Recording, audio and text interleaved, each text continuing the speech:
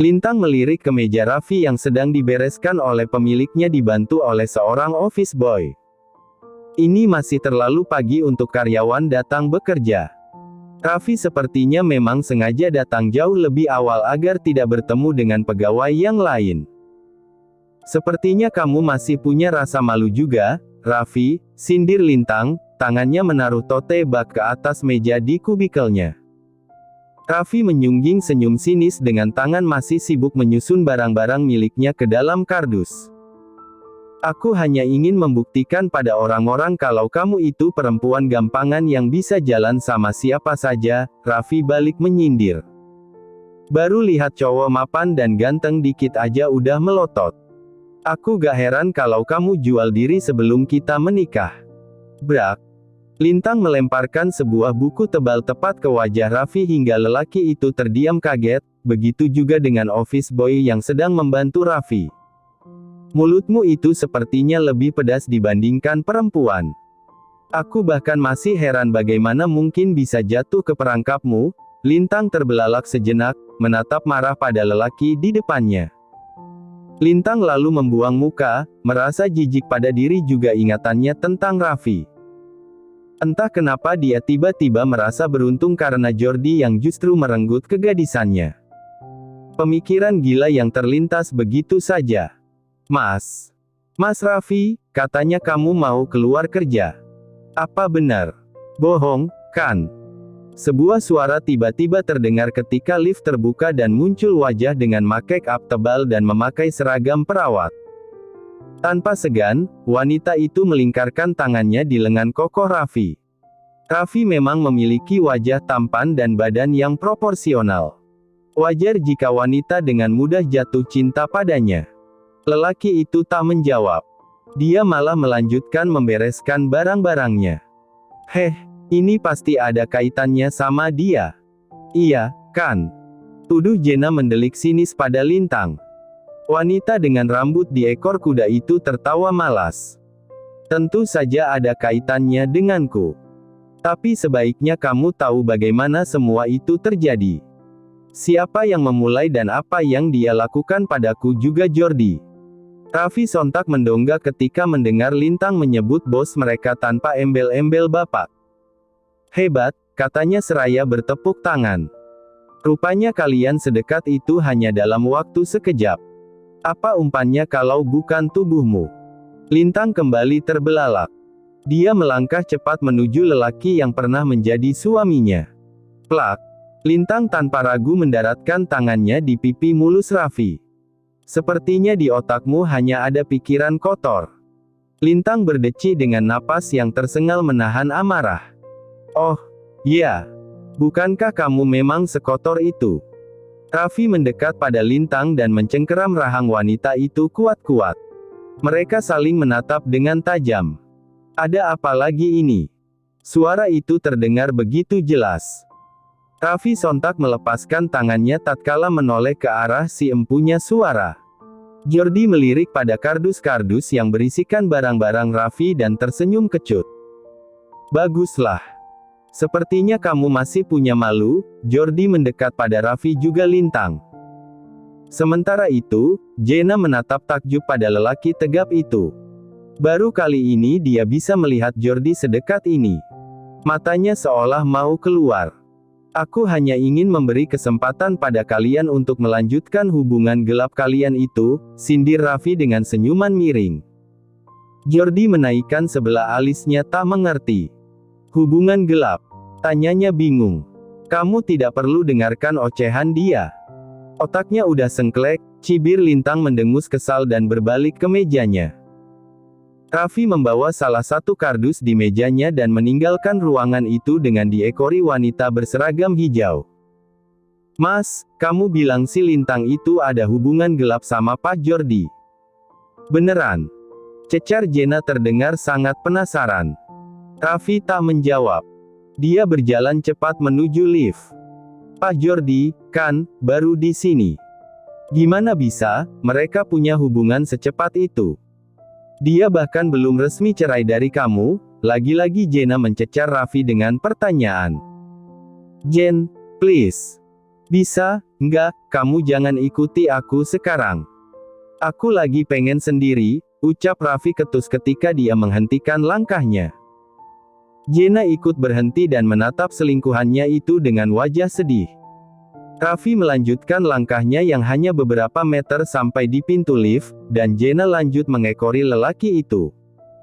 Raffi bahkan hanya diam, tak mengacuhkan ocehannya. Bahkan ketika pintu lift terbuka, dia buru-buru meninggalkan Jenna yang teriak-teriak tanpa malu. "Lin, elu beneran udahan sama Pak Raffi?" tanya Cynthia dengan wajah penasaran. "Bukannya kalian baru aja marit?" Lintang yang sedang mengecek sales order menoleh sejenak dan tersenyum malas. "Dia selingkuh," jawab Lintang singkat. "Apa?" seru Cynthia kaget. Selingkuh." Matanya bahkan melotot. Lintang menaikkan sebelah alisnya. "Coba lu tebak sama siapa," katanya. "Siapa emang?" Cynthia malah balik bertanya. "Suster di klinik," jawabnya. "Sit. Gila. Kok bisa? Si Jenna. Dia, kan, udah punya suami?" Cynthia hampir menggebrak meja saking kagetnya. "Oh, elu tahu?" "Ya," tanya Lintang. "Gimana nggak tahu, suaminya itu tetangga gue. Dia punya bisnis travel. Emang udah berumur sih. Cuman yang gue heran, kok bisa dia selingkuh sama Pak Raffi? Kebutuhan biologis. Apalagi yang dibutuhkan perempuan yang punya suami tua," jawab Lintang malas. "Grit. Gue tahu sekarang. Pantesan si Jenna masih mau jadi suster di sini. Rupanya biar bisa bebas. Kalau masalah duit, gue yakin suaminya pasti bisa menuhin kebutuhannya.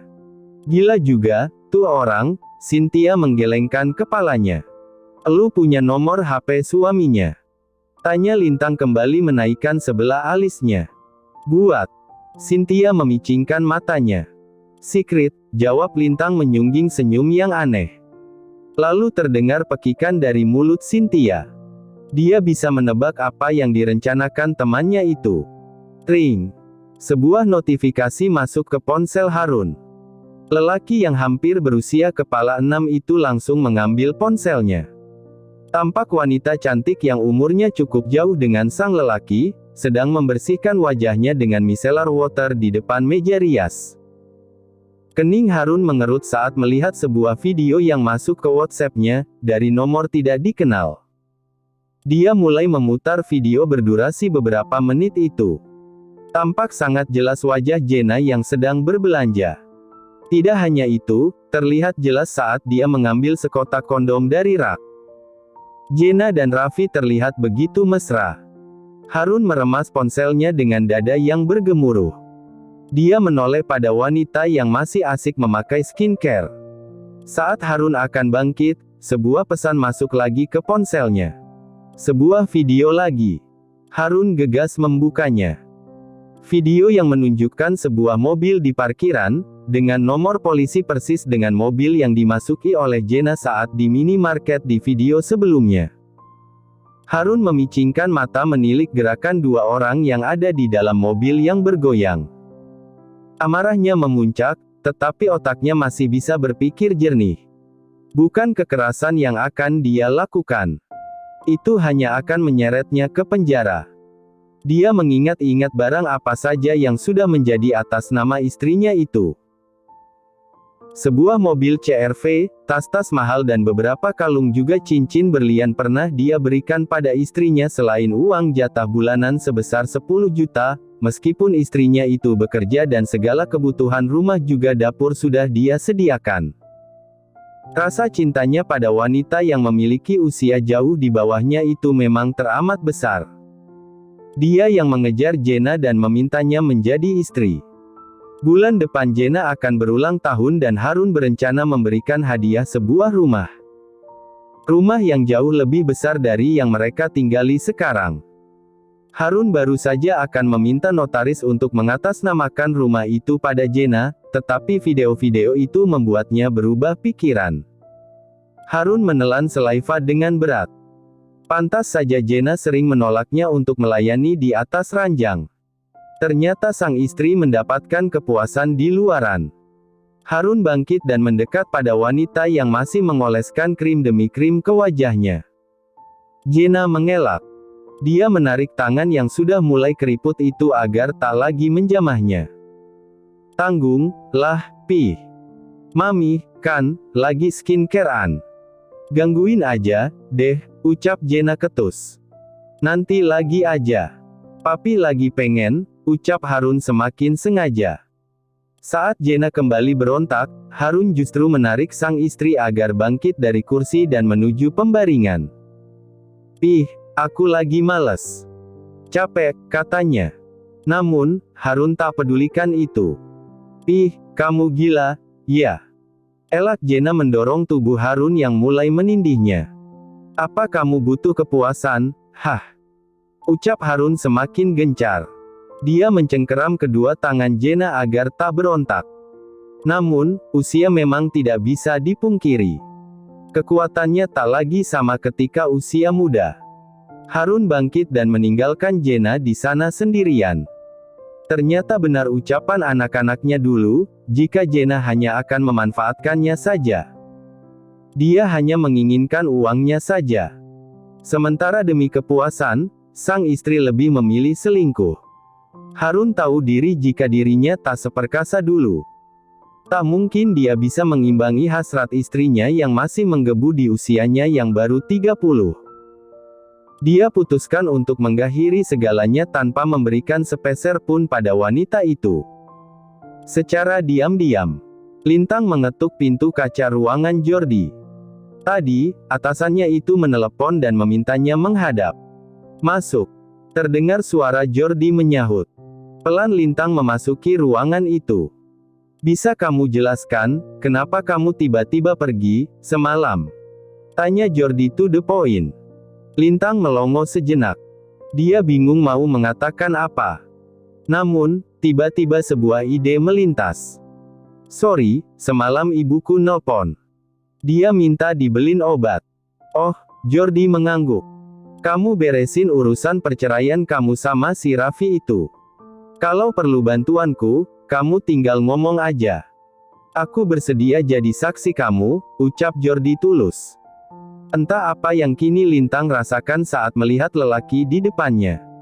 Rasa benci yang pernah ada, ataukah rasa terima kasih karena lelaki itu kini bersikap tulus menolongnya. Lintang. Jordi mengibaskan tangannya di depan Lintang yang tampak melamun. Maaf. Iya, kalau memang diperlukan, mungkin aku akan meminta bantuanmu, sahut Lintang. Satu lagi, minggu depan kamu temenin aku bertemu customer baru di Itali. Ke Itali? Siapa aja? Kita saja. Aku, sama kamu, jawab Jordi dengan senyuman yang tersungging. Hana menatap gaun pengantin yang terpajang di sebuah toko. Matanya berbinar. Impiannya mengenakan pakaian indah itu hanya tinggal mimpi semata. Lelaki biadab itu telah merenggut masa depannya begitu saja. Hana. Sapa seseorang yang membuat Hana berbalik seketika. Suara itu, sangat dihafalnya. Wanita cantik itu gemetar ketakutan. Kamu jangan takut, ucap Danu mengulurkan tangannya. Bisa kita bicara? Bujuk Danu sehalus mungkin. Dia tahu jika Hana pernah mengalami depresi dari salah satu temannya.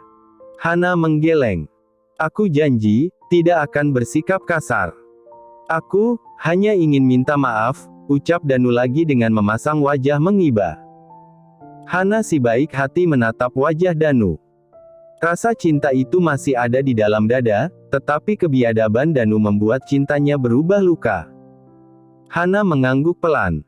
Danu lalu mengajaknya menuju sebuah kafe tak jauh dari sana. Danu bahkan masih mengingat makanan favorit Hana. Dia memesan semua yang selalu dipesan Hana ketika mereka berpacaran dulu. Hana menatap Danu tak berkedip. Antara cinta dan luka yang ada di hatinya.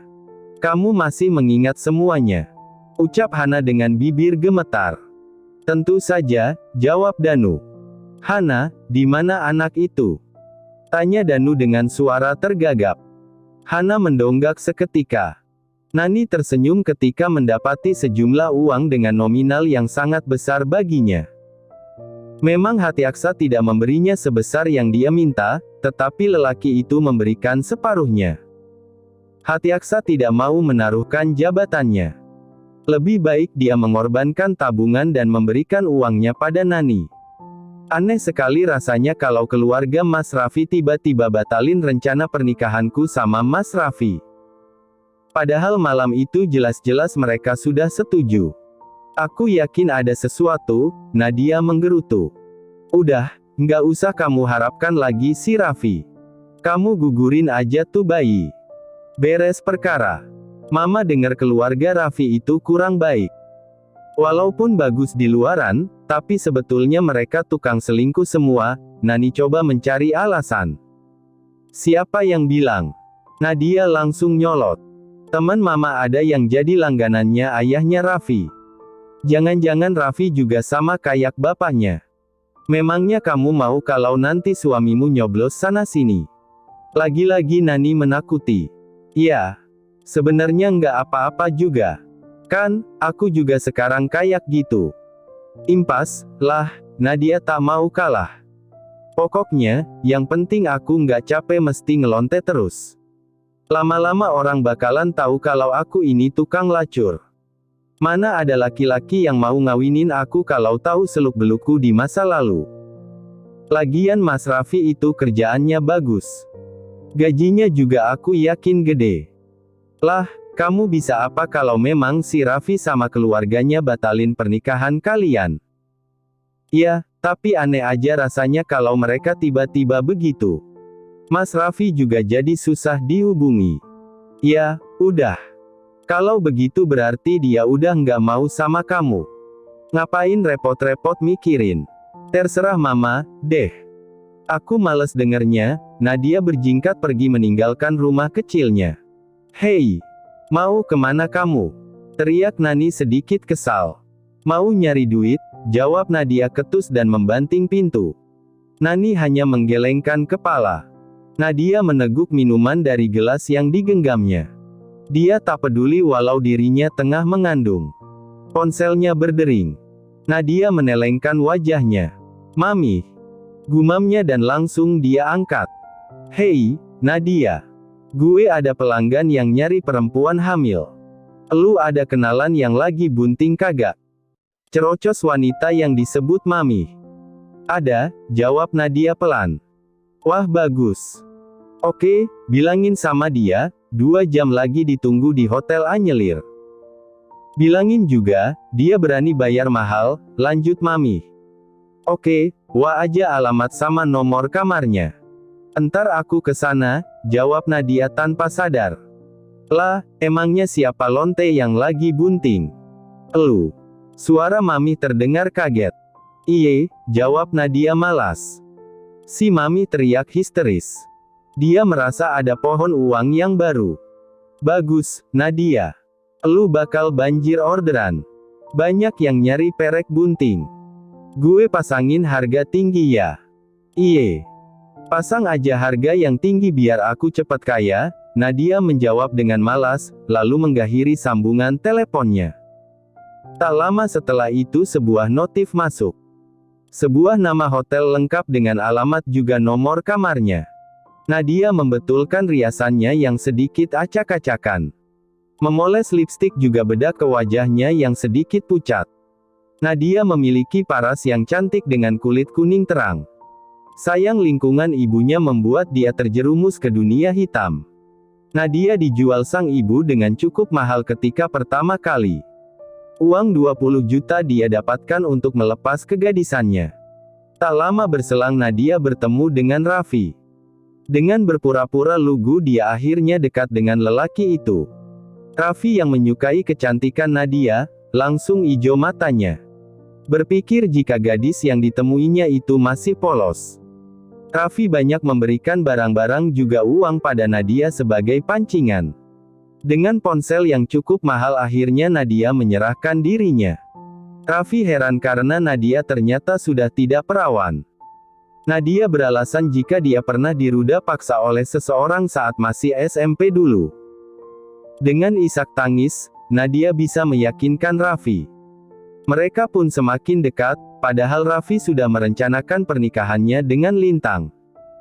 Raffi merasa harus bersenang-senang sebelum resmi menikah dengan seseorang. Di mana mungkin saja nantinya dia tidak akan lagi memiliki kebebasan seperti saat membujang. Entah benih siapa yang tumbuh di rahim Nadia, tetapi wanita itu menggakui bayi itu sebagai anak Raffi. Nadia pergi dari tempat itu dengan tergesa. Alamat hotel yang diberikan Mami lumayan jauh, membutuhkan waktu 1 jam lebih. Belum dengan perkiraan macet. Dia tidak mau melewatkan uang begitu saja. Mami bilang jika lelaki itu mau membayarnya mahal. 2 kali lipat dari harga biasanya. Nadia memiliki tarif 2 juta untuk sekali kencan. Berguna juga kamu, ucap Nadia pada perutnya yang sedikit membuncit, tetapi belum begitu kelihatan. Aku nggak akan gugurin kamu dulu selama masih berguna, gumamnya lagi di pinggir jalan sambil menunggu taksi online pesanannya datang. 10 menit kemudian mobil Avanza hitam itu berhenti tepat di hadapan Nadia. Dia memang sudah memberi ciri pada sang sopir jika dia memakai rok jeans sepaha dengan kaos putih. Perjalanan 1 jam lebih membawa Nadia ke hotel itu. Dia langsung menuju resepsionis dan mengatakan ingin menemui tamu di kamar nomor sekian. Baik mbak, silakan naik lift ke lantai 2, kata resepsionis. Dengan langkah pasti Nadia menuju kamar itu. Dia memindai setiap pintu untuk mencari nomor yang disebutkan Mami. Akhirnya ketemu juga. Nadia segera mengetuknya. Sebentar, ucap seseorang dari dalam, lalu tak lama pintu pun terbuka. Seorang lelaki tegap dengan memakai handuk kimono putih berdiri di sana. Orang yang sama sekali tak pernah Nadia duga. Begitu juga dengan Hatiaksa. Kamu? Tanya Nadia. Kamu? Tanya Hatiaksa. Keduanya berucap berbarengan. Hatiaksa menarik tangan Nadia agar masuk ke dalam, lalu gegas menutup pintunya. Jadi, kamu? Tunjuk Hatiaksa dengan tatapan lapar. Nadia terlihat kikuk. Dia sama sekali tidak menyangka akan bertemu dengan orang yang hampir menjadi mertuanya. Maaf, sepertinya saya salah tempat, ucap Nadia hendak berbalik menuju pintu, tetapi Hatiaksa menyambar lengan wanita itu. Tunggu. Jika kamu memang wanita pesananku, kenapa malah pergi? Aku sudah membayarmu mahal. Kalau kamu pergi, aku akan meminta ganti rugi 5 kali lipat, ucap Hatiaksa dan membuat Nadia mengurungkan niatnya untuk pergi. Kamu sering bermain dengan putraku? Tanya Hatiaksa dan menarik paksa Nadia agar menghadapnya. Nadia diam. Pertanyaan yang tidak perlu dijawab, menurutnya. Apa kamu tidak ingin mencoba permainanku? Aku pastikan tidak akan mengecewakanmu, bisik Hatiaksa di telinga Nadia. Kamu cantik, ucap lelaki parubaya itu. Kamu pasti sangat menggairahkan, Hatiaksa berkata dengan desahan. Nadia hanya bisa diam ketika tangan-tangan nakal itu mulai bermain. Dia memajamkan mata. Memang dia sudah terbiasa, tetapi dia merasa dipermalukan kali ini. Apa yang bisa dilakukannya ketika bertemu dengan Raffi atau bahkan menikah dengannya? Bagaimana jika Hatiaksa justru menuntutnya melayaninya juga? Hatiaksa menarik Nadia ke atas tempat tidur. Pantas Raffi sampai mengkhianati Lintang. Kamu lebih bohai dan menggairahkan, ucap Hatiaksa dan memulainya. Lintang, ini tiket buat perjalanan kamu sama Pak Jordi, kata Lily, sekretarisnya Jordi. Cuman aku berdua sama dia ya? Tanya Lintang. Lah, yang megang Eropa, kan, kamu. Yang ngurus customer sana juga kamu. Masa ngajak yang lain? Jawab Lily. Lintang tertawa kecil. Bener juga apa yang dikatakan oleh Lily, pikirnya. Sebuah amplop yang lain ada di tangannya, surat panggilan dari pengadilan untuk sidang pertama perceraiannya dengan Raffi Senin depan. Tidak ada yang tahu jika diam-diam Lintang sudah mengajukan gugatan cerai dibantu oleh temannya yang pengacara. Tidak ada yang paling diinginkan oleh Lintang sekarang, selain bisa segera lepas dari Raffi. Tak lama Jordi datang dan lewat ke depan Lintang. Hampir tengah hari karena Jordi harus mengecek Gray yang baru datang sebanyak 5 kontainer di unit sebelah. Gray, bahan baku kain. Lelaki tampan itu tersenyum sekilas ke arah Lintang yang hanya membalas dengan senyuman tipis. Tak enak jika orang-orang mulai curiga mengenai hubungannya dengan putra pemilik perusahaan. Ganteng banget ya Pak Jordi. Gue mau jadi simpenannya kalau dia nggak bisa jadiin gue istrinya, bisik Cynthia mendekat pada Lintang. Apaan, sih, elu? Lintang melemparkan tisu yang digulung. Beruntung banget elu mau pelesir berdua ke Eropa, sindir Cynthia dengan sedikit iri. Kita tukeran regen, yok. Elu sementara pegang Amerika Latin, keke Cynthia dengan cekikikan. Lintang pun membayangkan bagaimana jika mereka nanti di sana. Di mana mereka akan tinggal. Karena Lily tidak menyebutkan nama hotel untuk mereka menginap. Dan ternyata, Jordi mengajak Lintang untuk tinggal di rumahnya. Sebuah rumah berukuran sedang di tengah halaman yang luas. Berada tidak jauh dari kota tetapi juga dekat ke pedesaan. Suasananya masih begitu asri. Ini tempat aku tinggal dulu ketika pindah untuk berlari dari tanggung jawab, Jordi memulai percakapan. Mereka berdiri menghadap jendela yang terbuka dengan pemandangan deretan pohon pinus yang menghiasi jalan. Halaman yang luas dengan pohon mawar kateros yang dibentuk menyerupai kusen pintu yang melengkung atasnya, sebagai gerbang masuk. Aku benar-benar menyesal, lanjut Jordi menoleh pada wanita di sampingnya. Namun, Lintang tetap menatap keluar. Pemikiran anak muda yang egois dan hanya memikirkan nafsu sesaat, Jordi kembali menatap jalanan. Jujur, aku sempat kepikiran ingin pulang dan menikahimu. Tapi, ada ketakutan jika kamu pasti membenciku. Aku memang membencimu, jawab Lintang tiba-tiba. Tatapannya tajam. I'm so sorry, ucap Jordi dengan wajah mengibah. Jika saja semua dosa bisa dihapus dengan satu kata maaf. Mungkin semua orang akan melakukan dosa dengan begitu mudah, Lintang berucap tegas. Apa kamu mampu bertemu dengan Ratih dan melihat penderitaannya? Apa kamu mampu mendengar hinaan yang aku terima saat mendapati diriku tak lagi utuh di malam pernikahan? Lintang menatap tajam pada lelaki di samping. Jordi mengedip lemah. Dia mengakui segala kesalahannya. Izinkan aku memperbaiki semuanya. Pinta Jordi memelas. Lintang membuang muka lalu melangkah keluar. Lintang, kamu mau kemana? Teriak Jordi saat melihat wanita pujaannya menuju keluar. Dia takut jika Lintang tersesat, karena dia baru di sini. Jangan mengikutiku. Aku hanya ingin menyendiri sejenak, jawab Lintang tanpa menoleh. Jordi mendengkus pelan, tetapi tak mampu melawan. Mungkin Lintang memang butuh waktu menyendiri. Jordi hanya mampu menatap wanita itu dari kejauhan. Lintang menatap takjub pada air kehijauan di depan matanya. Sebuah danau yang indah ternyata ada tak jauh dari rumah Jordi. Ada dermaga kecil yang sudah tua dengan sebuah sampan tak kalah tua di sana. Lintang menapaki dermaga itu dan duduk di pinggirannya. Air danau terasa dingin menyegarkan di tengah udara yang cukup panas. Kakinya berkecipak di atas air. Lintang tertawa bahagia tanpa sadar jika kayu yang didudukinya rapuh. Terdengar gemeretak dan biur. Lintang tercebur ke danau yang cukup dalam. Wanita itu kaget dan meraup-raup ke segala arah, mencari sesuatu yang bisa dipegang. Tulowong. Suara Lintang timbul tenggelam. Dia tidak bisa berenang. Jordi, tolong. Mulut Lintang terlihat megap-megap mencari udara. Terima kasih sudah menonton, guys. Jangan lupa klik like jika kalian menikmati cerita ini, subscribe untuk update konten seru lainnya, dan tinggalkan komentar di bawah tentang apa yang kalian pikirkan atau cerita apa yang ingin kalian dengar selanjutnya. Dukungan kalian sangat berarti. Sampai jumpa di video berikutnya.